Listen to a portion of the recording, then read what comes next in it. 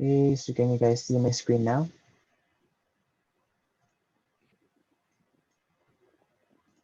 Yes, sir. All right, so we have an example here wherein it is a complete version of our if statement. So we have the condition. Again, if this is true, those three statements right here will be initiated. And if this is false, it will fall on this else statement. Okay? So as simple as that.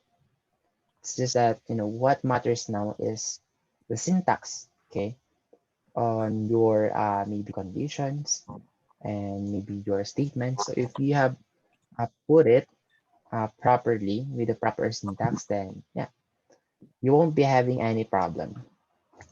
All right. Okay. So let's have a example right here, which is sample problem number 6.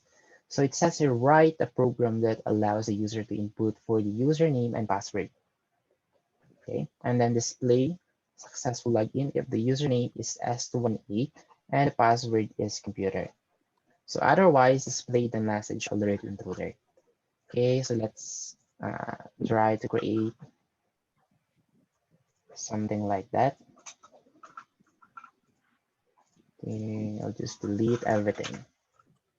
Okay, so the things that we need is one picture box, oops, one picture box, two labels, I mean three labels, including this one, and then two text box, and then one button. All right, so my toolbox scan. I'll just reset my window layout so that I can have my toolbox active. All right, so we need picture box. Okay, drag and drop. I'll just put it on the upper left and then change the size mode into stretch image. And then we need three labels. So label right here, copy, paste, label right here, and then paste it. And two text box for the username and password. So drag and drop, copy, and then paste. You have to change this one into multi-line. So we do multi-line so that we can have, a paragraph form because before you only have a single line.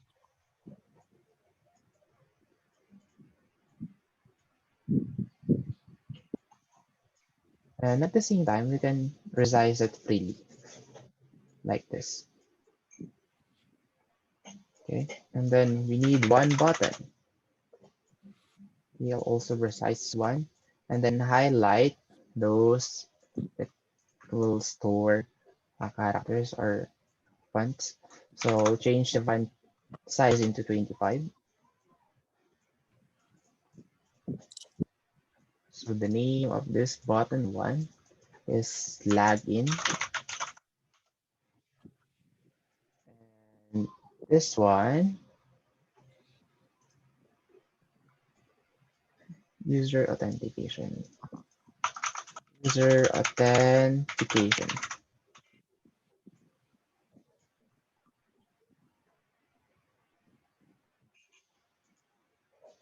And the label 2 is username. And the label 3 is password. All right. So in here, we can actually import some images on our picture box. So for you to be able to get this one, so you can use a snipping tool.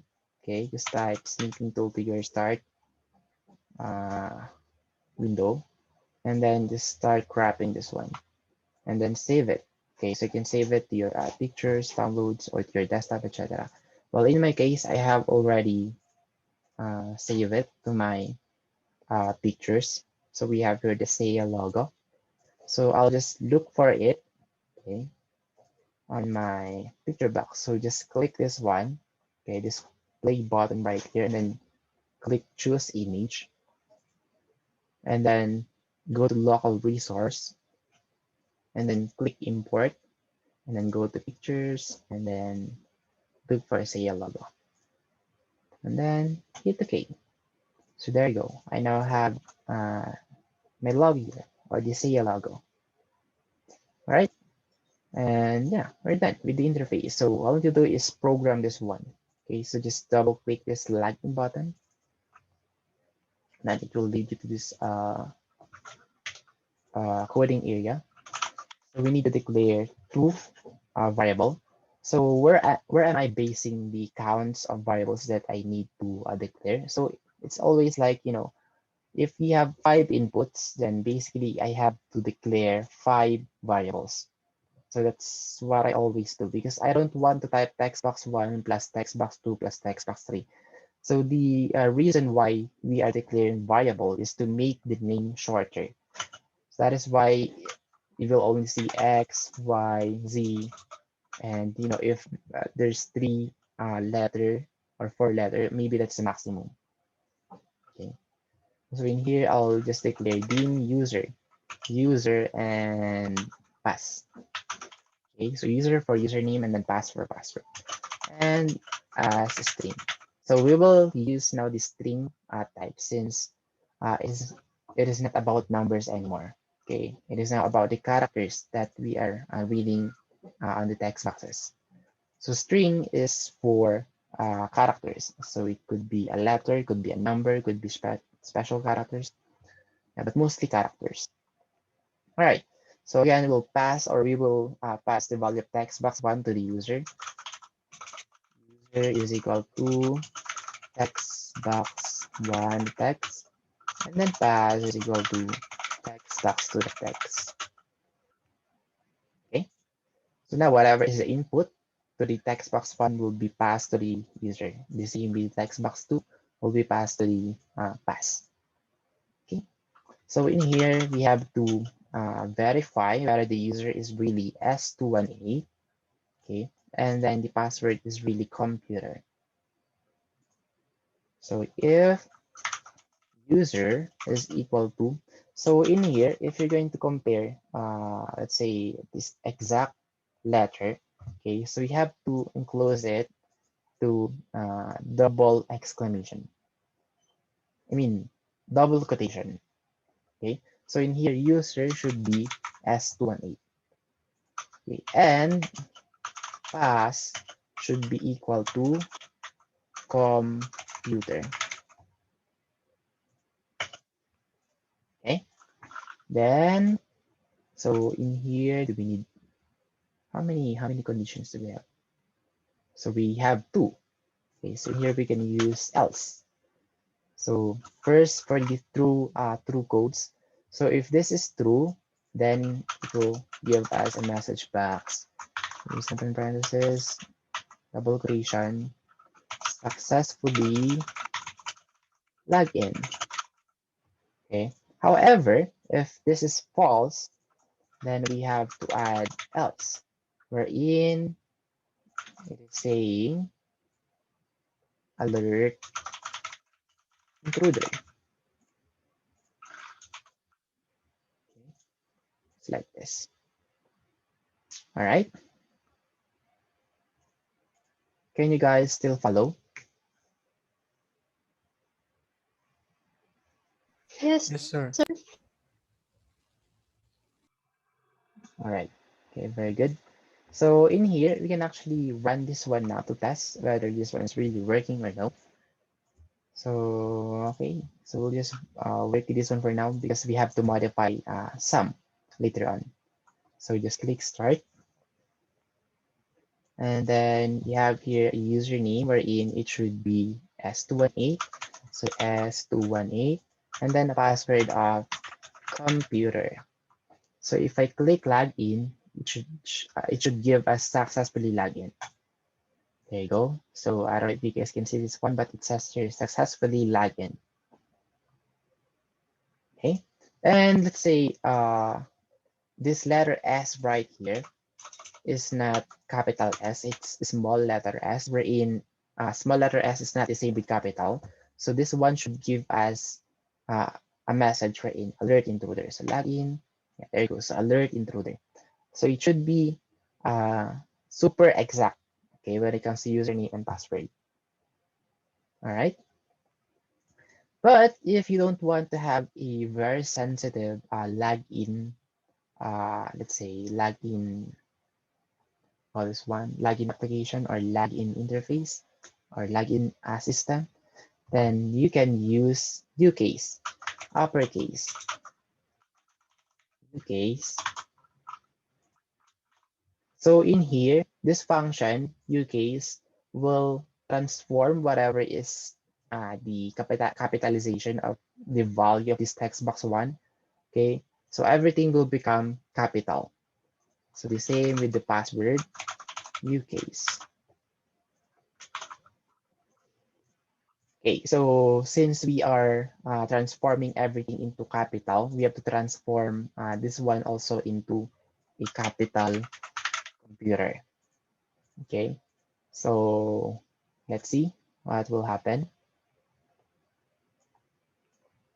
So in here, if I have S218 and then small letter computer, so take note whatever I am trying to put on my text box one will be transformed into capital letters. So it's being done by this ucase function. So the same with the password, this computer will become capital, everything will become capital. And right here, so as you guys can see, it will match the value of our user wherein this S or small letter S will become capital letter S. And then this computer right here will become, everything will become capital, okay, with the help of a ucase function. So if I click login, it will give a successfully login, okay. So in that case, it is not sensitive anymore when it comes to capital, small letter, etc. So what matters is the exact character, okay, that you're putting here. So we have the exact S218, we have the exact computer. But if I add, let's say, another S in here, another S in here, well, it will give us now alert intruder. Since S218 S is not the same with S218, the same with the password. So computers is not the same with computer. All right, so are we clear so far? Yes, sir.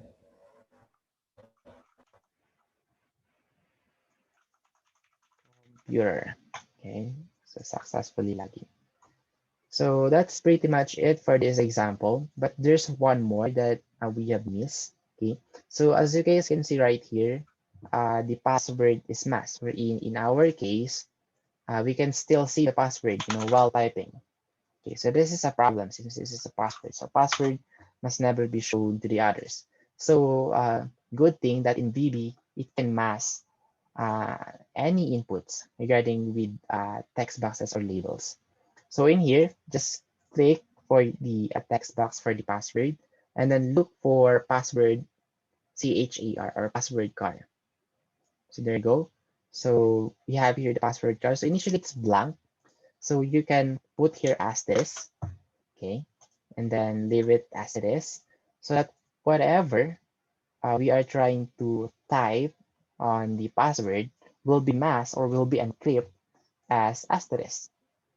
The username is still okay, but for the password, whatever we'll type will be transformed into asterisk. Okay, so this masking or this is kind of encrypting is not limited to asterisk only.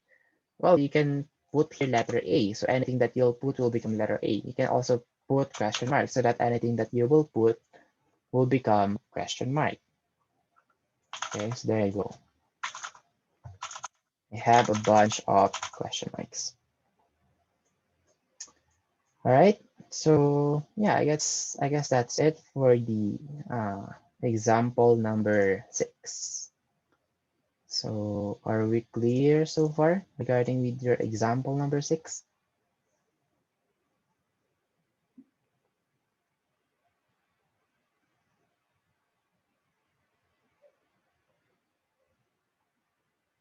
Any question or clarification so far?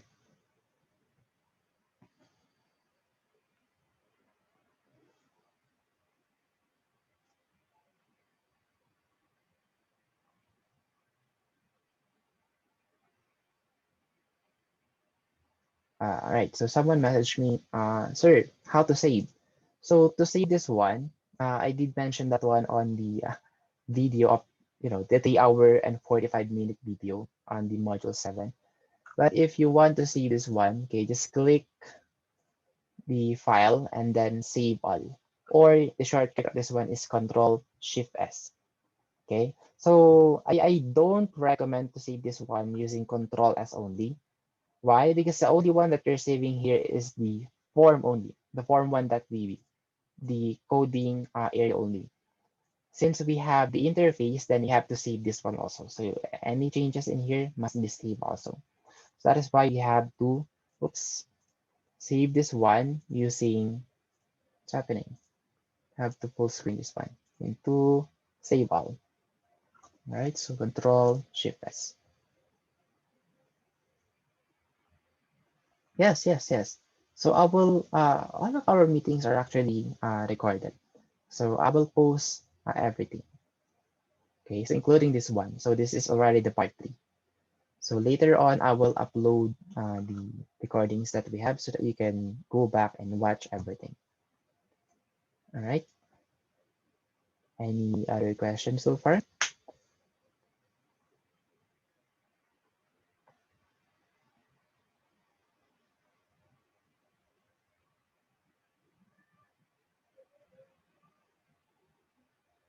All right. So I guess no more questions since no one is speaking now. All right. So let's move on to the next one. Well, we have here the solution. So yeah, we can also copy this one. All right. So for the exercises, so these are just basic examples wherein I will not show the step-by-step coding anymore since they are very straightforward. Wherein, I test here if an angle is equal to 90 degrees, show the message the angle is a right angle. Else, show the message the angle is not a right angle. So we already have the coding here, wherein if the angle is equal to 90, then of course it will give us a message the angle is a right angle. Else, message box, the angle is not a right angle. So again, if this is true, this will be initiated. But if this is false, then the else statement will be initiated. All right. So are we clear so far regarding with your exercise number 1?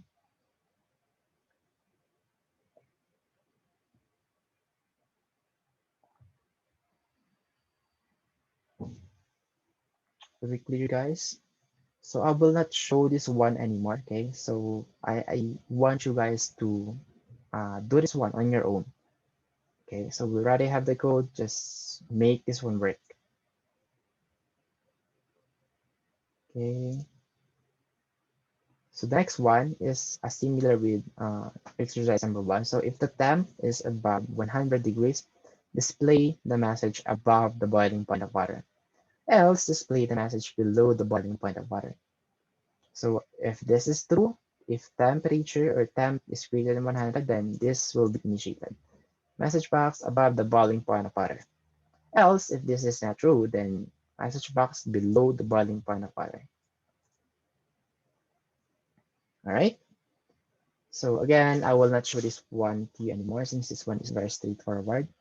So you can redo this one, okay, with your own Visual Studio. So you have to experience this one on your own. So you can tweak, you can modify, you can change according to your needs. Okay, try to experiment. Okay, so for the exercise number 3, 4, 5, 6, and 7, so I have already prepared the applications for this one. So for the number 3, let me just look for my exercise number 3. Open project number 3. All right. So let's try to understand what is exercise number 3. So if the num is positive, then add the number to postsum. Else, add the number to negsum. So as you guys can see, we only have one input, but we have two possible outputs. So it could be the postsum or negsum. So in here, it is asking us to have one input wherein, let's say, name of that input or variable is num. Okay. So if it's positive, we have to add that one on the variable postsum. If it's negative, then we have to add that one onto the variable exam. So here's how the program works. We have one input, we have two outputs, negsum or postsum. So let's try how this one work. So input a value here, so let's say 5. So this is positive. So it should be stored and added to the postsum. So initially this one is 0, of course. So 0 plus 5 will become 5. And right now it has now a value of 5. So if I will click add, the value of text box right here will be added right here. So 5 plus 5 is 10. Okay, so as you guys can see, this one is storing the last value, and then whatever is the value here will be added to the boson if it's positive. Okay, so it's incrementing by 5. So if I change this 1 to 15, so it's now incrementing by 15.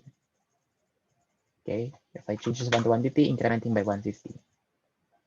All right. However, if this is negative, it's a negative 5. How about negative 3? Okay, negative 3. So if this is negative, then it will be added to the next sum. So 0 plus negative 3 is negative 3. Plus negative 3 will be negative 6. So as you guys can see, it keeps on decrementing by negative 3. All right. So whatever is the last value will be stored right here, and then will be added whatever is the value of your num in here. So let's say negative 30. Negative 30 plus negative 63 will give you negative 93. All right. So it's now decrementing by negative 30. Okay. So yeah, that's the concept of the exercise number 3. So how did I do this one? So let me show to you guys the code. So first I have declared, okay, I have declared a local variable, okay, the num, which is this one. And we pass the value of the text box 1 to the num. Right? Yes, Miss Dulay? Any questions so far?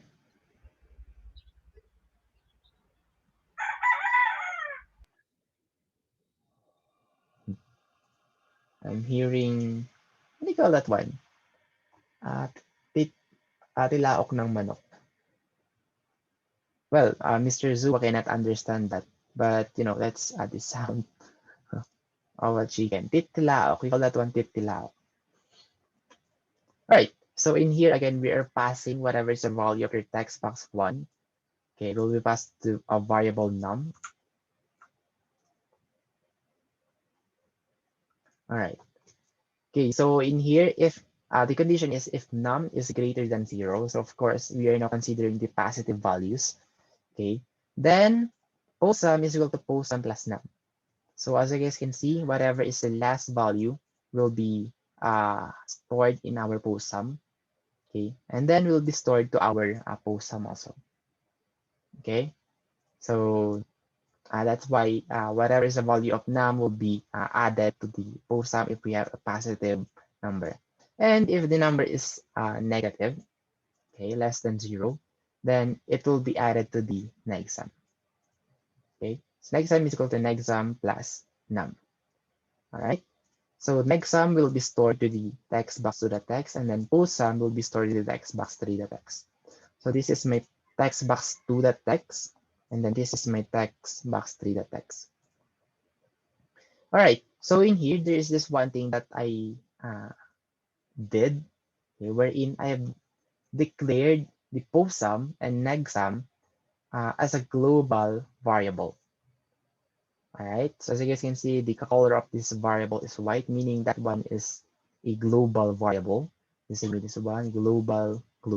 If it's blue, meaning that is a local variable. So as you guys can see, upon hovering my mouse in here, you will see a short message down there. It says local variable, num as integer. And right here, it says here, field form1.postsum as integer. So it didn't mention, but this one is already a global, not really global. It's still inside the form. Okay. One thing that we could say that it is really global is if it's outside the form. But we could say that this is already global since it covered a lot of, let's say different functions. This is one function, other function down there, then more functions down below. All right. So in here, I did this one because whatever is the last value, okay, will not be reset if I click this button again. Because if this one is inside of our function button one click, so it will keep on reset, reset, reset, reset. Okay, so in here, we have to declare it outside so that the value of the post sum will not be reset. All right, so it will stay as it is. We'll keep on incrementing. All right, so are we clear so far regarding with exercise number 3?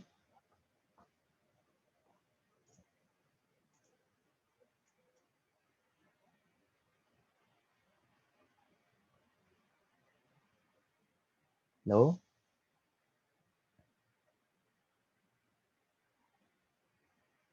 Any questions so far before we proceed to the next one? Okay, so Miss Christine need a thumbs up, meaning no question. All right, so let us now proceed to the next one. So if the slope is less than 0.5, then set the variable flag to 0, else set flag to 1. Well, this one is super easy. Anyway, I'll just show it to you guys.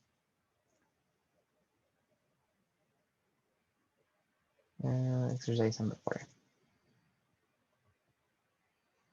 All right, so we have a very simple program here. So one input, one output. So it says here, oops, I accidentally opened a tab.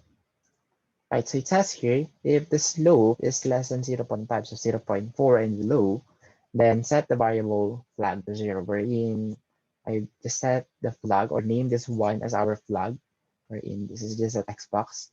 Okay, so if this is having a value of less than 0.5, it will give us a value of 0. And if it has a value of 0.5 and above, so set the flag to 1. All right, so in here, I've just set it as simple as this.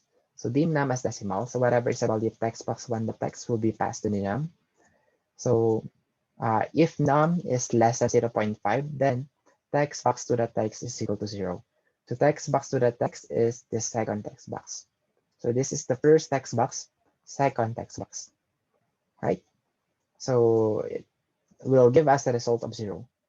Else, let's say we have 0.6, 0.7, or 5, or 10, or greater than 0.5, will give us a value of 1, right? So let's try this one. One thing that you need to do is you have to declare this one as decimal, okay? Because 0.4 is a decimal. That's not an integer, all right? So 0.4, if we'll verify this one, it will give us 0 since it's less than 0.5. However, if we have 0.5, it will give us 1. Okay, and above, if we have 1,000, still 1. All right. So are we clear so far regarding with exercise number 4? Yes, sir. Okay, so very simple. For the exercise number 5, if the difference between volts 1 and volts 2 is less than 0.001, set the variable approx to 0. Else, calculate approx as volts 1 minus volts 2 divided by 2. Okay, so I also have this one. Let me just, okay, so stop, open project.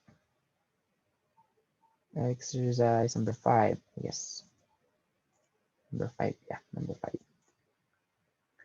All right, so in here, we have the condition wherein if the difference between volts 1 minus volts 2 is less than 0.001, okay, set the variable approx to 0. So in here, I just simply followed the condition wherein I have declared two variables, of course, volts 1 and volts 2 as decimal. So whatever is a value text box 1 will be passed to volts 1. Text box 2 will be passed to volts 2. So here's the first condition. If volts 1 minus volts 2 is less than 0.001, then it will display 0.001. However, if this is not true, then it will proceed to the else statement. So volts 1 minus volts 2 divided by 2. Where is that? Right here. So volts 1 minus volts 2 divided by 2. So me myself, didn't analyze this one. I just simply followed the instructions. So that's all you need to do. Just follow the correct syntax, correct conditions, and then the correct argument. Then, yeah. So let's say we have here 1 minus 1. So 1 minus 1 is 0. So that's less than 0.001. So in here, it will give us a result or an approx of 0.001. However, 2 minus 1 is already higher than 0.001. So it will compute this one. So volts 1 minus volts 2. So 2 minus 1 is 1. Divided by 2 is 0.5. So if I have here 5 minus 1, so it's 4. Okay. Divided by 2 will give me a result of 2. All right. So that's how exercise number 5 works. Are you guys able to follow?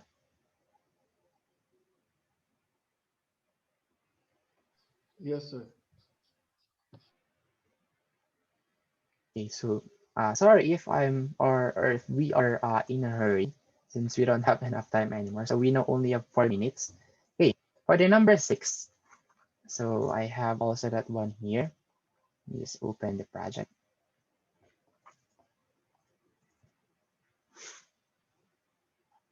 All right, so right here, let's go with the condition.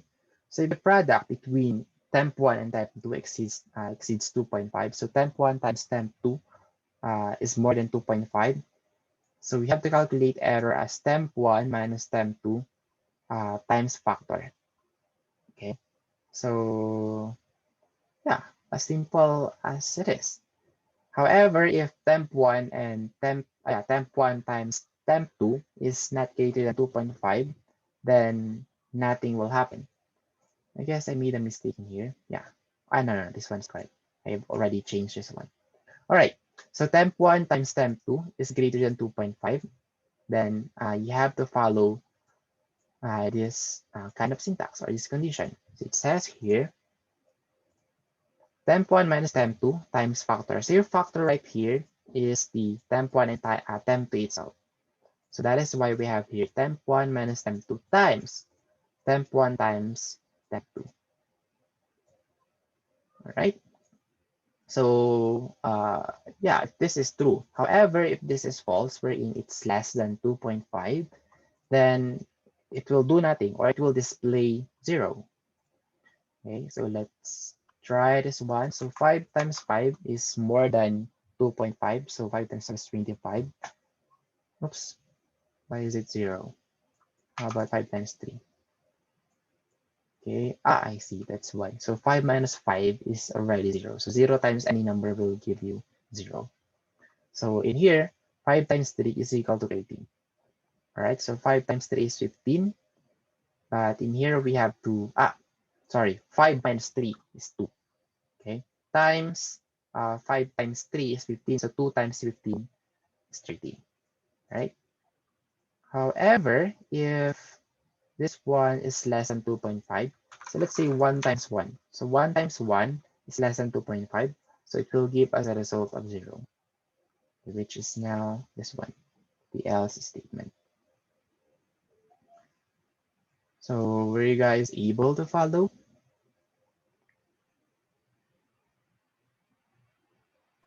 Yes, sir. Yes, sir. All right, Yes, so if sir. you guys cannot, very Yes, good sir. then. So you'll try this one on your own, okay? So watching is not enough. You have to experience it on your own. All right, so for the last one, if x is greater than y and z is less than 20, display the value of num using message box. So I guess I won't be able to explain this one anymore since we now only have 1 minute. Anyway, let me just show the code and then the result. So I have 3 text boxes wherein if x is less than y and z is less than 20, then it will display the value of num. okay? Wherein num is an input that will be coming from us. So we have the x, y, and z, and then we have the num. So if this is true, then it will show the value of num. But if this is false, so what is the condition? If this is false, nothing will happen. So that this will only work if this one is true. So 5 is greater than 4, and 4 is greater than lesser than 3. 5, yeah, 4 is lesser than 5. And then 5 is lesser than 20. And then we have input 100, so verify. So since this one is true, then it will display this num. However, if this is not true, then